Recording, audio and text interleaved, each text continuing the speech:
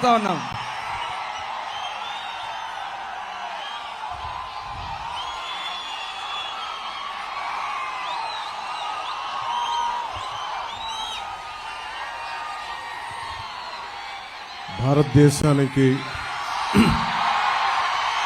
భారతదేశానికి జాతీయ జెండాని రూపకల్పన చేసి మనకి బందరికి అత్యంత పేరు తెచ్చిన స్ఫూర్తిదాత, స్ఫూర్తి ప్రదాత పింగళి వెంకయ్య గారికి పాదాభివందనాలు చేసుకుంటూ, నమస్కారాలు చేసుకుంటూ సభను ప్రారంభిస్తున్నాను. అలాగే నాకు ఇష్టమైన, మీకు చాలామందికి తెలియకపోవచ్చు, ఇష్టమైన తత్వవేత్త ఉప్పలూరి గోపాలకృష్ణమూర్తి నా జీవితాన్ని చాలా ప్రభావితం చేసిన వ్యక్తి. ఆయన బందర్లోనే పుట్టారు. ఆయన పాద పద్మాలకి నమస్కరించుకుంటూ సభను ప్రారంభిస్తున్నాం. దారి పొడవుతా ఆడబిడ్డలు, యువతలు, తల్లులు, తండ్రులు, పెద్దలందరూ బిడ్డలను మరీ తీసుకొని స్వాగతం పలుకుతా, జయజయలు పలుకుతా చాలా ఉత్సాహంతో మాకు స్వాగతం తెలిపారు. ఇది మా రాజకీయ దురంధరుడు, 3 సార్లు ముఖ్యమంత్రిగా చేసిన వ్యక్తి, 4 దశాబ్దాలు సుదీర్ఘ రాజకీయ అనుభవం ఉన్న వ్యక్తి ఆయన. ఇది మా 3వ మీటింగ్. అది ఆయన ఒకటే చెప్తా ఉన్నారు, ఇంత ప్రేమ చూపిస్తా ఉన్నారు. ఈ ప్రేమ చూస్తున్న ప్రజలందరికీ అహర్నిశలు మనం ఎన్నికల్లో బలమైన మెజారిటీతో గెలవగానే అహర్నిశలు ఆఖరి శ్వాస వరకు మనం కష్టపడి పనిచేద్దాం, మీ భవిష్యత్తుని బంగారు భవిష్యత్తుగా చేద్దామని చెప్పి మాట్లాడుకుంటా అని చెప్తా వచ్చారు. ముఖ్యంగా యువతను చూస్తూ ఉంటే చంద్రబాబు గారు నిజంగా చెప్తా ఉన్నారు, హ్యూమన్ రిసోర్సెస్ అని ఒక మాట మాట్లాడారు. నాకు శేషేంద్ర గారి కవిత గుర్తొచ్చింది. ఒక దేశపు సంపద నదులు కాదు, అరణ్యాలు కాదు, ఖనిజాలు కాదు, కలల ఖనిజాలతో చేసిన యువత. నిజంగా స్కిల్ డెవలప్మెంటే ఉంటే మీరు ఇంతమంది ఉపాధి లేక, ఉద్యోగాలు లేక, ఇన్ని ప్రకృతి వనరులు పెట్టుకొని ఉపాధి అవకాశాలు లేక బాధపడతా ఉన్నారు. ఈ రోజున చంద్రబాబు గారు అన్నీ చెప్పారు మీకు ఏవేం చేస్తున్నామని. జగన్ అనే వ్యక్తికి మీరు 5 సంవత్సరాలు అధికారం అందించారు. అధికారం అందిస్తే అతను ఏం చేశాడో తెలుసు. ఇక్కడున్న ఎమ్మెల్యే వారాహి ఎలా వస్తో మేము చూస్తాం, ఆంధ్ర రోడ్ల మీదకి ఎలా వస్తో చూస్తామంట. ఈ తాటాకి చప్పుళ్ళకి బెదిరితాము మేము, ఈ చిల్లర ఆకురౌడి పనులకి మేము బెదురుతాము మేము. ఏమనుకుంటారు వీళ్ళందరూ, ఆకు రౌడీలు అందరూ? చిన్న చిన్న అతని కొడుకు అంట, పేరు కూడా నాకు తెలియదు సరిగ్గా, అతను ఎమ్మెల్యే అభ్యర్థి అంట. మీరు చెప్పండి, ఇంతమంది యువత ఉన్నారు, మీకు వాళ్ళ కొడుక్కి తేడా ఏంటి చెప్పండి? మీకు వాళ్ళ కొడుక్కి తేడా ఏంటి? దిగొచ్చాడా కొడుకు? మీరు ప్రత్యేకంగా రాచరికంతో పుట్టారా? అంటే మీ రక్తం బ్లూ కలర్లో ఉంటుందా? మీ రక్తం మీరు దాడులు చేస్తే మేము భరించాలా? 14 తెనాల్లో మాట్లాడుతా, జగన్కి గాయం అయితే రాష్ట్రానికి గాయం అండి. మీకు ఒక్కరికి గాయం అయితే రాష్ట్రానికి గాయం కదా? ఇంతమందికి ఉపాధికి అవకాశం లేకపోతే గాయం కదా? ఇంతమంది మత్స్యకారులకి ఉపాధి అవకాశం లేకపోతే గాయం కదా? పాకిస్తాన్ జైళ్లలో మగ్గుతా ఉంటే అది గాయం కదా రాష్ట్రానికి? చేనేత కార్మికులు, కళంకారీ కార్మికులు రోడ్ల మీద పడి ఉపాధి అవకాశాలు లేక ఆత్మహత్యలు చేసుకుంటా ఉంటే రాష్ట్రానికి గాయం కదా? బాపట్లలో 15 ఏళ్ల అమర్నాథ్ని అక్కడిని ఏడిపిస్తున్నారని చెప్పి బయటికి వచ్చి ఎదిరిస్తే వైసీపీ నాయకులు చెరుకు తోటలోకి తీసుకెళ్లి పెట్రోల్ వేసి కాల్ చేస్తే అది గాయం కదా? మీరు ఆలోచించండి. మీరు అందరూ ఇక్కడ ఉన్న ఆడబిడ్డలు, పెద్దలు అందరూ, రాష్ట్ర ప్రజానీకం అందరూ ఆలోచించండి. ఒక చిన్నపాటి వంట చేస్తున్నప్పుడే చిన్న నూనె చుక్క పడితేనే ఎంత బాధ వస్తుందో మనకు తెలుసు. అలాంటిది 15 ఏళ్ల బిడ్డను తీసుకెళ్లి పెట్రోల్ వేసి కాల్ చేస్తే ఆ మంట అసలు మనం ఎవరైనా ఊహించగలమా? ఆ బాధను ఊహించగలమా? అలాంటి అది వదిలేసి ఇతని తలకి అతను కొట్టుకున్నాడో ఎవరు ఇసిరారో అదంతా మనకు మాయ ఎలా జరిగిందో తెలియదు. గొడవ మాకు ఇతనికి పనే? మాకు ఇతని మీద మాకు కూర్చోబెట్టి దాడులు చేయడానికి మాకేం పని లేదా? మాకు వేరే పనులు లేవా మాకు? అయినా మీలాగా క్రిమినల్స్ మేము అందరి మీద దాడి చేసే నీకు అసలు నీ మీద ఎవరికైనా దాడి చేయడానికి ధైర్యం ఉంటుందా? నువ్వు బతకనిస్తావా? నువ్వు సొంత బాబాయిన గొడ్డలతో అడ్డంగా నరికి చంపేశావు. నువ్వు ఆ నరికి చంపించిన వ్యక్తులను నువ్వు వెనకేసుకొస్తావు. ఇలాంటి వ్యక్తి అంటే కూర్చోబెట్టి కేంద్రం మెడలు ఉంచుతాడంట. కేంద్రం మెడల్ అంటే ఎవరు? నరేంద్ర మోడీ గారు. వెళ్ళి నరేంద్ర మోదీ గారితో మాట్లాడగలవా?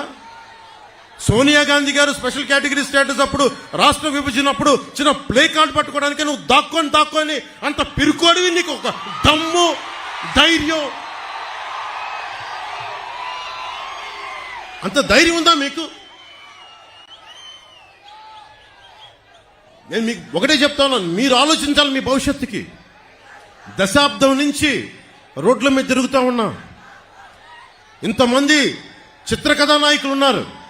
మెగాస్టార్ చిరంజీవి గారు ఉన్నారు,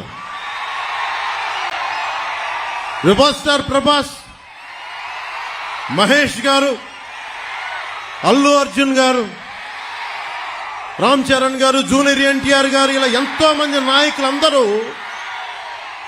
ఏ రోజు కూడా చిత్ర పరిశ్రమని రాజకీయ పరంగా ఎవరు వేధించలా. ఇందాక అక్కడ బోర్డు చూస్తుంటే మనల్ని ఎవరు ఆపేదని ఒక బోర్డు ఉంది నాది. దేనికంటాం ఆ మాట?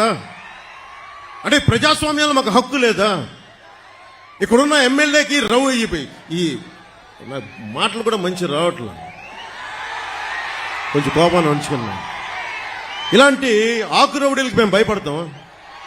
వారాహి ఎలా వస్తాం ఆంధ్ర రోడ్ల మీద చూస్తాం, మీరు తిరుగుతాం మేము చూస్తామా? బెదిరిస్తారా మమ్మల్ని? మేము సుభాష్ చంద్రబోస్ స్ఫూర్తిని నింపుకున్న వాళ్ళం గుండెల్లో. ఇలాంటి ఆకురవుడీల్ని చిటికినేలతో పక్కన పెడతాం, గుర్తుపెట్టుకోండి. నా సైన్యంతో మేము రోడ్ల మీదకి వస్తే మమ్మల్ని ఎదుర్కొని మీరు భరించగలరా? మీరు తట్టుకోగలవా? మా శక్తిని, యువత శక్తిని తట్టుకోగలవా? నువ్వు 10 మంది ఆకురౌడీలు వేసుకొని కూర్చోబెట్టి యువతనందరినీ బెదిరిస్తే మీకు ఒకటే చెప్తున్నాను, మీరు దయచేసి భయపడకండి. మీరు ధైర్యంగా లేకపోతే అక్కడ కూర్చోబెట్టిందాక జై భీమ్ అని మీరు అంబేద్కర్ గారి గురించి చెప్తా ఉన్నారు. కొన్ని వందలాది మంది మేధావులు ఆయన నేతృత్వంలో కూర్చొని చాలా బలమైన రాజ్యాంగం ఇచ్చారు మనకి, మీ భవిష్యత్తు కోసం, మీ ప్రాథమిక హక్కుల కోసం. అలాంటి మీరు భయపడతా ఉంటే అది ప్రాబ్లం జగన్ గొప్పతనం కాదు, ఇక్కడున్న స్థానిక ఈ ఆకురౌడి ఎమ్మెల్యే కాదు. మనం పిరికితనం మనల్ని చంపేస్తుంది, మన చేతగానితనం, మనకి ధైర్యం లేక. అరే నాలాంటి వాడు ఒకడు, నేను గొప్ప కుటుంబాల నుంచి రాలా, మా నాన్న ముఖ్యమంత్రి కాదు, నాకేం పెద్ద గొప్ప కుటుంబాల నుంచి వచ్చిన వాళ్ళం కాదు. అరే మా నాన్న ఒక పోలీస్ కానిస్టేబుల్ గా వచ్చి ఎక్సైజ్ లో ఈఎస్ గా రిటైర్డ్ అయిన వ్యక్తి, ఏఈఎస్ గా. అలాంటి వ్యక్తి కుటుంబాల నుంచి వచ్చాం మేము ధైర్యంగా ఉన్నామంటే మీరెందుకు ధైర్యంగా ఉండలేరు? నా రక్తం వేరు, మీ రక్తం వేరా? నా గుండె వేరు, మీ గుండె వేరా? నాకు ధైర్యం ఉన్నప్పుడు మీకెందుకు ధైర్యం ఉండదు? నేను అది చూపించడానికి వచ్చాను. అధికారం పరమావధి కాదు, మార్పు పరమావధి. మీరు బాగుంటే నాకు చాలా ఆనందం. ఎవరన్నా సరే, ఇది నిన్న కూడా జగన్ మాట్లాడుతా భీమవరంలో నేను కూర్చొని మార్చేసుకున్నానంట. భీమవరం నుంచి మార్చానంట. ఏదైనా మాట్లాడితే కూర్చోబెట్టి వ్యక్తిగతంగా మాట్లాడతాడు. ఏ రోజున్నా సరే జగన్ గారి సతీమణిని నాకు అంటానికి ఎంతసేపు పడుద్ది? పెళ్ళాం అనే పదప్రయోగం వాడతామా మనం అసలు?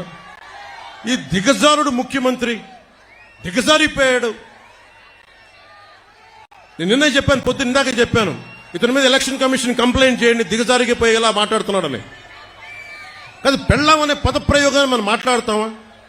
అసలు ఆ స్థాయికి పబ్లిక్ డిబేట్ ముఖ్యమంత్రి అతను ఏంటో నాకు అర్థం కాదు. మీరు ఆలోచించండి ఒకసారి. అరే సొంత చెల్లికే గౌరవం ఇవ్వనివాడు, సొంత చెల్లి వ్యక్తిగత జీవితాన్ని రోడ్ల మీద పెట్టేవాడు.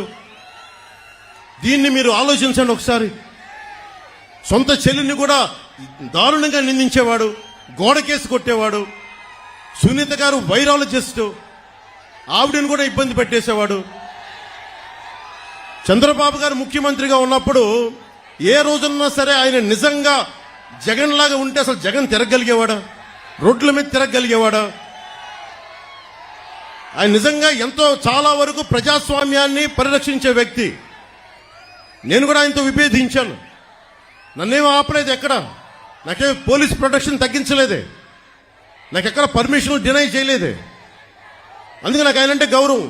ప్రతి నాయకుడికి ఇంకోళ్ళకి విభేదాలు ఉంటాయి పాలసీ పరంగా, అవి ప్రజలకు సంబంధించి తప్ప ఏ రోజు కూడా ఆయన కూర్చొని అప్రజాస్వామికంగా ఆయన ప్రవర్తించాల. జగన్ ఈ రోజు కూర్చొని మేము రోడ్ల మీదకి రావాలంటే అన్ని ఆంక్షలు పెడతాడు, అతనే కొట్టుకొని మా మీద నెపం పెడతాడు. ఇంకొకసారి జగన్ని మీరు కేవలం వచ్చే ఎన్నికలు కాదు, రాజకీయాల్లో అతను పక్కన పెట్టకపోతే ఆంధ్రప్రదేశ్ కాదు దేశానికి కూడా ఇలాంటి నాయకులు చీడ పురుగులు. మీరు దయచేసి బలంగా పెట్టుకోండి. మీరు గనుక బయటికి వచ్చి బలంగా ఈ రోజున చిన్న చిన్న ఉత్సాహం కాదు, పాలపొంగులకు రాకుండా నిజంగా లోతుగా అధ్యయనం చేయండి. మీ భవిష్యత్తు ఇది. నా భవిష్యత్తుకి ఇబ్బంది లేదు, చంద్రబాబు గారి భవిష్యత్తుకి ఇబ్బంది లేదు, ఆయన కుటుంబానికి ఇబ్బంది లేదు. కానీ ఇన్ని కోట్ల మంది ప్రజల భవిష్యత్తుని ఒకళ్ళు బాధ్యత తీసుకోవాలంటే చాలా కష్టమైన పని. మా సైజులు మేము తగ్గించుకున్నాం. చంద్రబాబు గారు దాదాపు ఎన్డీఏ కన్వీనర్గా ఉండి, జాతీయ స్థాయిలో ఎన్డీఏ కన్వీనర్గా ఉండి ప్రభుత్వాలను నడిపి కేంద్ర ప్రభుత్వానికి కీలకమైన వ్యక్తిగా ఉండి ఈ రోజున తగ్గి ఆయనకి ఎమ్మెల్యేలు కుదించుకొని తగ్గించుకొని వచ్చారు. అలాగే నాకు కూడా ఓట్ పర్సంటేజ్ పెరిగి కూడా నేను తగ్గించుకున్నాం. మనకి బలమైన బందర్ను కూడా తెలుగుదేశం పార్టీకి వదిలేసాం ఈ రోజున కొల్లు రవీంద్ర గారిని గెలిపించడానికి. దీనికి కారణం ఏంటంటే ఓటు చీలకూడదు. ఎందుకు చీలకూడదు? మీ భవిష్యత్తు కోసం, మీకోసం పనిచేసే వాళ్ళు కావాలి, రైతాంగాని కోసం నిలబడగలిగే వాళ్ళు కావాలి, మత్స్యకారుల కోసం నిలబడగలిగే వాళ్ళు కావాలి, అలాగే కూర్చోబెట్టే యువతకు ఉపాధి అవకాశాల కోసం నిలబడగలిగే వాళ్ళు కావాలి. అసెంబ్లీ అంటే బూతులు తిట్టేవాళ్ళు, వ్యక్తిగత జీవితాన్ని నిందించేవాళ్ళు మీ భవిష్యత్తు కోసం ఎప్పుడు ఆలోచిస్తారు? నిజంగా చెప్తున్నాను, మేము మీకోసం మీరు ఊహించుకోండి. ఫస్ట్ టైం అసెంబ్లీలో 5 సంవత్సరాల తర్వాత డిబేట్స్ చాలా ఆరోగ్యవంతంగా ఉంటాయి. రోడ్లు, మౌలిక వసతులు, కనీసం రోజుకి మనకి కనీసం కొన్ని బిందెలు నీళ్లు వచ్చేలాగా ప్రతి ఇంటికి ఇవన్నీ చేయగలం మేము కూర్చోబెట్టి. అందుకని మీ భవిష్యత్తు కోసం వచ్చాం ఈ రోజున. ఎవ్వరికి సరదా కాదు, ఇదంతా తగ్గించుకొని మరీ వచ్చాం. మనకి బందర్ ఎంపీగా మనకి వల్లభనేని బాలశౌరి గారు పోటీ చేస్తున్నారు గాజు గ్లాస్ గుర్తు మీద, కొల్లు రవీంద్ర గారు సైకిల్ గుర్తు మీద మనకి తెలుగుదేశం నుంచి పోటీ చేస్తా ఉన్నారు. జగన్కి ఏదైనా మాట్లాడితే మండదా అని మాట్లాడతారు. జగన్ నీకు ఎందుకు మండదు మేము చెప్తాం నీకు. జగన్కి రాయేసినందుకు చాలా మండిందంట.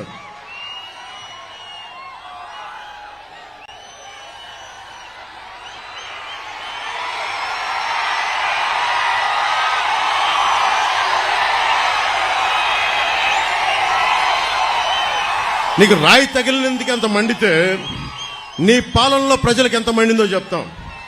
పోలవరం రాకుండా చేసావు, ప్రజలకి మండదా? రాష్ట్రానికి రాజధాని లేకుండా చేసావు, ప్రజలకి మండదా?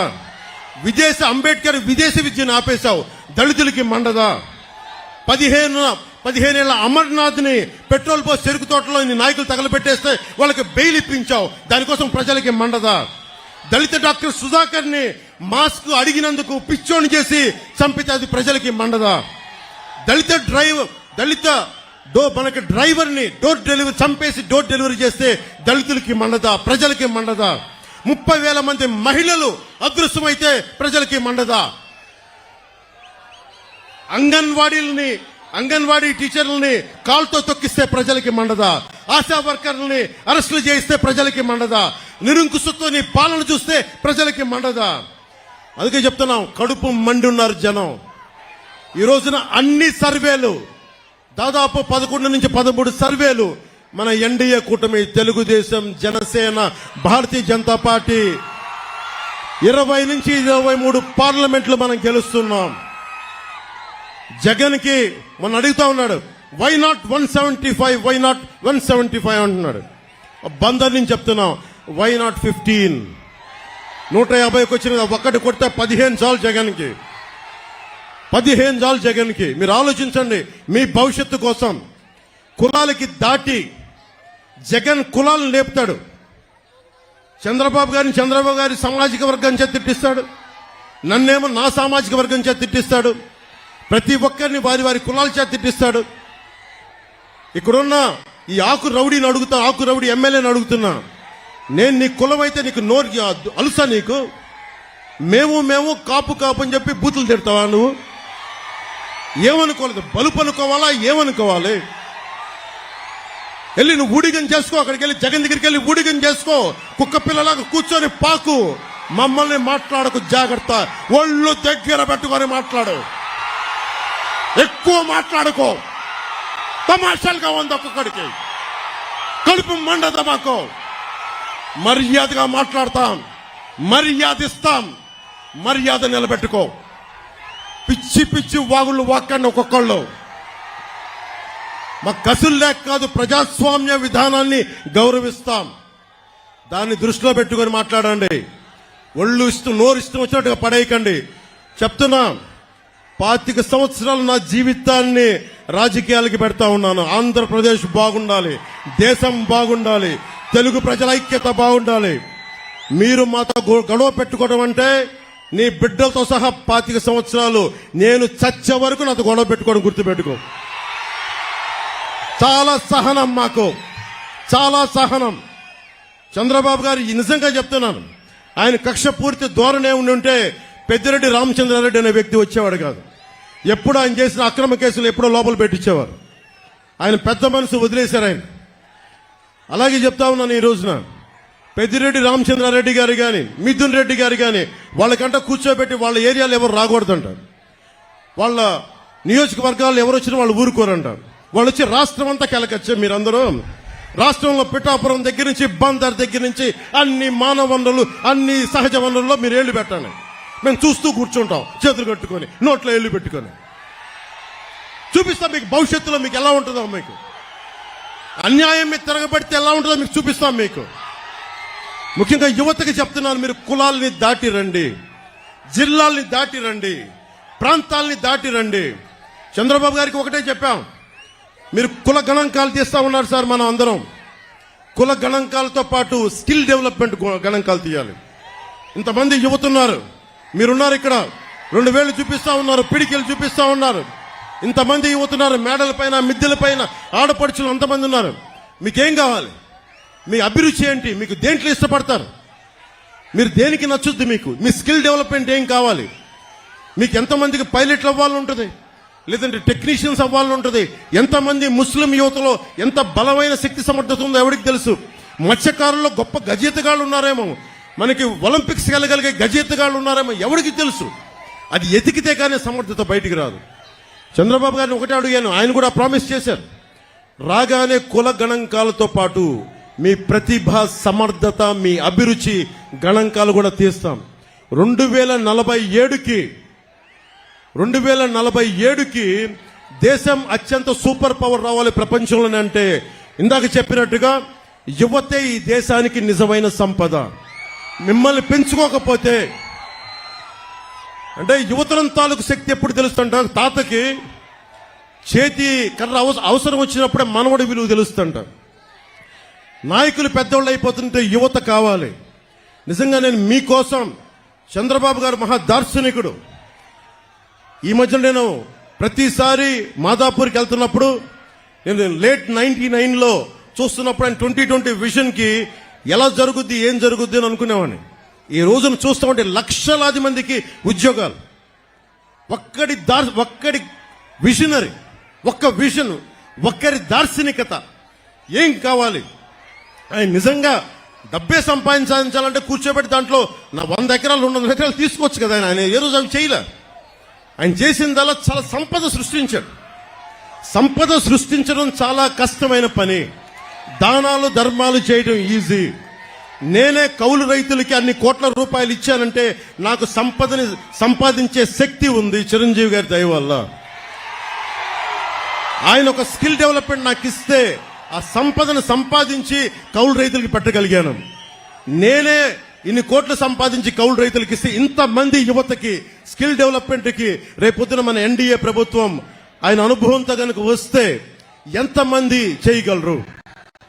ఇందాక చంద్రబాబు గారు నేను కారులో మాట్లాడుకుంటుంటే కార్పొరేట్ సోషల్ రెస్పాన్సిబిలిటీతో పాటు నిజంగా డబ్బు సంపాదించిన ప్రతి ఒక్కళ్ళు టాప్ 10 పీపుల్ 10% మంది అట్టడుగు వర్గాల్లో ఉన్న 30% నిజంగా సంపద క్రియేట్ చేయగలిగితే వారిని చేయి నడిపించి తీసుకెళ్తే ఎంత అద్భుతంగా ఉంటుంది. ప్రధానమంత్రి మోదీ గారు అదే కోరుకుంటా ఉన్నారు.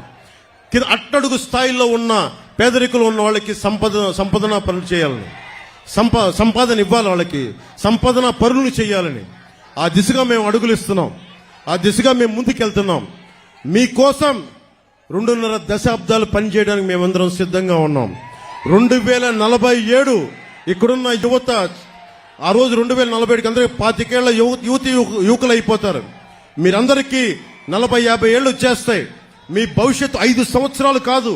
ఈ ఎన్నిక, ఈ ఓట్లు చాలా మీ భవిష్యత్తుకు నిర్దేశించే.